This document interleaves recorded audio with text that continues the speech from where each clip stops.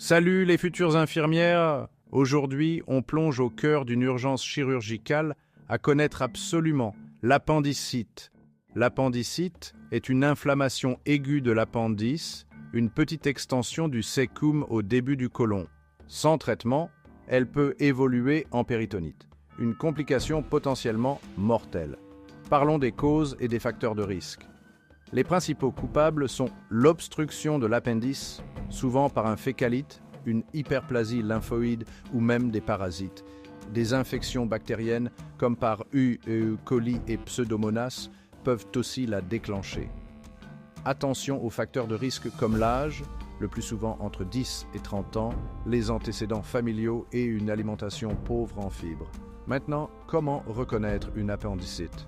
Les symptômes typiques incluent une douleur abdominale qui commence autour du nombril et migre ensuite vers la fosse iliaque droite, aggravée par la toux ou les mouvements.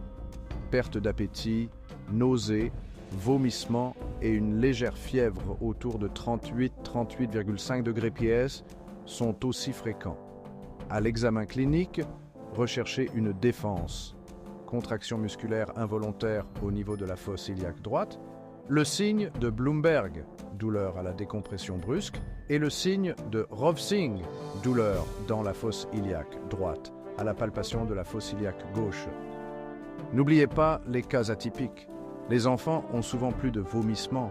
Chez la femme enceinte, la douleur peut être déplacée par l'utérus, et les personnes âgées peuvent avoir des symptômes plus discrets, mais un risque de rupture plus élevé. Pour confirmer le diagnostic, il faut des examens.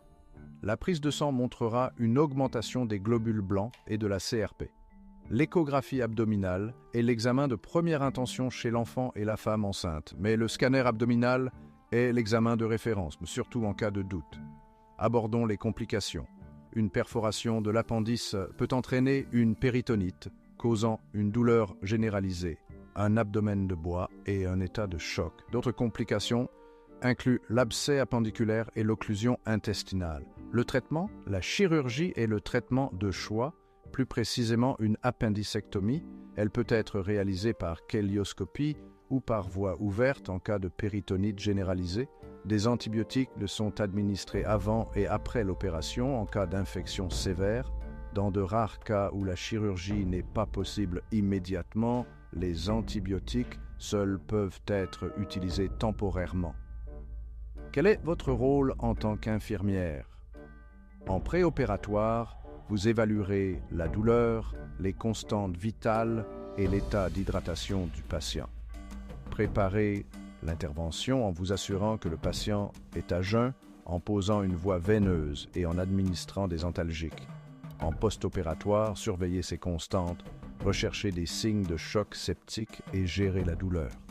Encouragez la mobilisation précoce pour prévenir les phlébites et réintroduisez progressivement l'alimentation.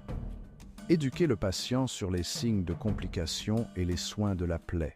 Enfin, rappelez-vous vos diagnostics infirmiers, douleur aiguë, risque infectieux et déficit de connaissances sur la maladie et les soins post-opératoires. Les cas particuliers comme les enfants, les femmes enceintes et les personnes âgées nécessitent une attention particulière en raison des défis spécifiques qu'ils présentent. En résumé, suspectez toujours une appendicite en cas de douleur dans la fosse iliaque droite et de fièvre. Soyez vigilante face au risque de péritonite et soyez consciente de votre rôle essentiel dans la surveillance et les soins. Bonne continuation dans vos études.